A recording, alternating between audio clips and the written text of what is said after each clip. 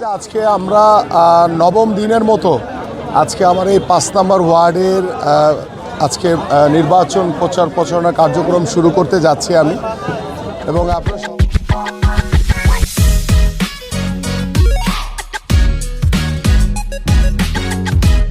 অবগত রয়েছেন যে দীর্ঘদিন ধরে আমি এই এলাকায় ছোটোবেলা থেকে বড় হয়েছি। দীর্ঘদিন ধরে আমি এই এলাকার প্রত্যেকটি সাধারণ মানুষের সাথে তাদের সাথে মতবিনিময় সভা করেছি। সভা করে আমার এই এলাকার সমস্যাগুলো ইতিমধ্যে আমরা চিহ্নিত করেছি। আল্লাহর রহমতে সেই সমস্যাগুলো চিহ্নিত করে আমি আমার এই এলাকায় এই পরিকল্পনাগুলো করেছি। আল্লাহ যদি আমাকে কবুল করে ইনশাআল্লাহ আগামী ত্রয়োদশ জাতীয় সংসদ নির্বাচনে আমি নির্বাচিত হতে পারলে, আমরা যদি সরকার গঠন করতে পারি, তাহলে ইনশাআল্লাহ আমি এই পরিকল্পনাগুলো অবশ্যই বাস্তবায়ন করব। পাশাপাশি আমাদের এই নির্বাচনকে সামনে রেখে আমরা আমাদের প্রত্যেকটি এলাকাতে যখন যাচ্ছি, সেই এলাকাগুলোতে আমাদের নেতাকর্মীদের পাশাপাশি সাধারণ মানুষের স্বতঃস্ফূর্ত অংশগ্রহণ হচ্ছে। স্বতঃস্ফূর্ত অংশগ্রহণের মাধ্যমে সাধারণ যারা এলাকার মুরব্বী রয়েছেন, নারীরা রয়েছেন, ছোট ছোট বাচ্চারা রয়েছে, সকলেই আমার সাথে এই গণসংযোগে অংশগ্রহণ করছে।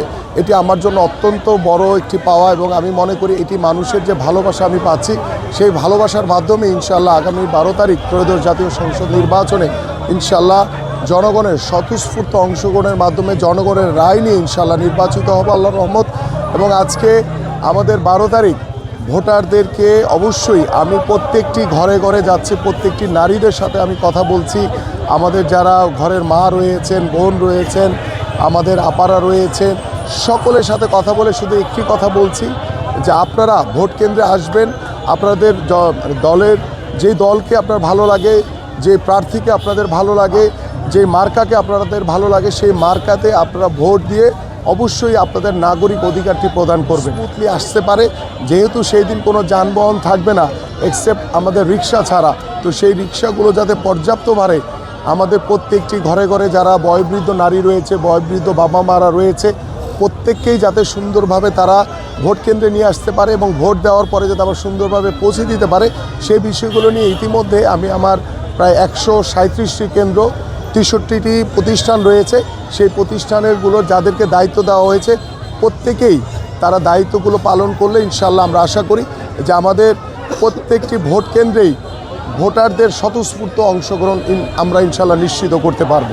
যেটি বিষয় হচ্ছে যে আপনারা সকলেই অবগত রয়েছেন 1991 সালে আমাদের সাবেক প্রধানমন্ত্রী, আমাদের বাংলাদেশের তিনবারের সাবেক সফল প্রধানমন্ত্রী, গণতন্ত্রের মাতা দেশনেত্রী বেগম খালেদা জিয়া যখন রাষ্ট্র পরিচালনার দায়িত্বভার গ্রহণ করেন, তিনি এসেই সবার আগে আমাদের এই উর্দুভাষীদের বাংলাদেশের নাগরিকত্ব প্রদান করেছিলেন। এবং সেই থেকে আমরা দৃঢ়ভাবে বিশ্বাস করি আমাদের এই উর্দুভাষী সকল ভোটাররা তাদের বিএনপির প্রতি, ধানের শীষের প্রতি তাদের একটি আলাদা ভালো লাগা, একটি সম্মান রয়েছে। এবং আমি ইতিমধ্যে আমার সেই সকল উর্দুভাষীদের প্রত্যেকটি ঘরে ঘরে আমি গিয়েছি, তাদের সাথে কথা বলেছি এবং তাদের নির্বাচনের আগে তাদের যে এলাকাগুলোতে যে টুকটাক যে সমস্যাগুলো ছিল, সেই সমস্যাগুলো আমি আমার সামর্থ্য অনুযায়ী তাদের সমাধান করার চেষ্টা করেছি। এবং আমি দৃঢ়ভাবে বিশ্বাস করি যে আমাদের মাননীয় চেয়ারম্যান জনাব তারেক রহমান, আল্লাহ যদি আমরা নির্বাচিত হই, আমরা যদি সরকার গঠন করতে পারি, সবার আগে এই উর্দুভাষীদেরকে আমরা স্থায়ী পুনর্বাসন নিশ্চিত করব ইনশাআল্লাহ। এবং তাদের কাছে এবং সবার আগে এই স্থায়ী পুনর্বাসনের বিষয়টি আমি আমার পরিকল্পনার ভিতরে রেখে নির্বাচনের প্রচারণায় তারা অংশগ্রহণ করছে। আজকেও তারা আমার সাথে এখানে উপস্থিত রয়েছে। সকল কমিউনিটির তাদের বিভিন্ন সংগঠন রয়েছে, সেই সংগঠনের প্রত্যেকটি যারা নেতা রয়েছেন বা দায়িত্বশীল যারা রয়েছেন প্রত্যেকে আমার সাথে অংশগ্রহণ করেছে।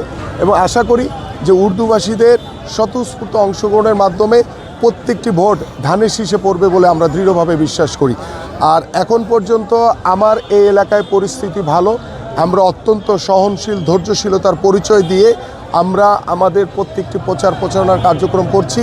এবং আমি বিশ্বাস করি যে আল্লাহর রহমতে এই এলাকার স্বতঃস্ফূর্ত অংশগ্রহণের মাধ্যমে আমরা এই এলাকার ঢাকা 16 আসনের সর্বোচ্চ ভোট কালেক্ট করার চেষ্টা করব ইনশাআল্লাহ, যাতে প্রত্যেকটি সাধারণ মানুষ যাতে ভোট প্রদান করতে পারে নিরাপদভাবে, সুন্দরভাবে যাতে তারা ভোট দিয়ে তারা যাতে আবার বাসায় যেতে পারে। এবং আমরা সতর্ক রয়েছি আমাদের আইন শৃঙ্খলা বাহিনীও সতর্ক থাকবে ইনশাআল্লাহ, যে আমরা সকলেই যাতে একটি সুষ্ঠু ভোটের মাধ্যমে আমরা আমাদের আগামী 12 তারিখ আমাদের যে ত্রয়োদশ জাতীয় সংসদ নির্বাচন সেটি যাতে আমরা অনুষ্ঠিত করতে পারি। জনগণের ধারে ধারে যাচ্ছি, জনগণের সাথে কথা বলছি, জনগণকে ভোট কেন্দ্রে আনার জন্য এবং জনগণকে ধানের শীষে ভোট দেওয়ার জন্য আমরা আন্তরিকতার সহিত প্রত্যেকটি জায়গায় কাজ করছি। ঠিক সেই সময় জামাত একটি দল, তারা ঘরে ঘরে গিয়ে বিকাশের নাম্বার নিচ্ছে এবং বিকাশে তারা টাকা দিয়ে তারা ভোট কেনার চেষ্টা করছে। তারা এনআইডি নাম্বার নিচ্ছে, সে এনআইডি কার্ড দিয়ে তারা ভোট জালিয়াতি করার চেষ্টা করছে। কারণ আপনারা সকলেই জানেন এনআইডি নাম্বারের সাথে আগামী নির্বাচনের কোনো সম্পর্ক নেই। ভোট প্রদানের জন্য এনআইডি নাম্বার প্রয়োজন হয় না। তাহলে তারা কেন, কোন উদ্দেশ্যে তারা এই এনআইডি নাম্বার দিয়ে তারা জাল ভোট দিবে?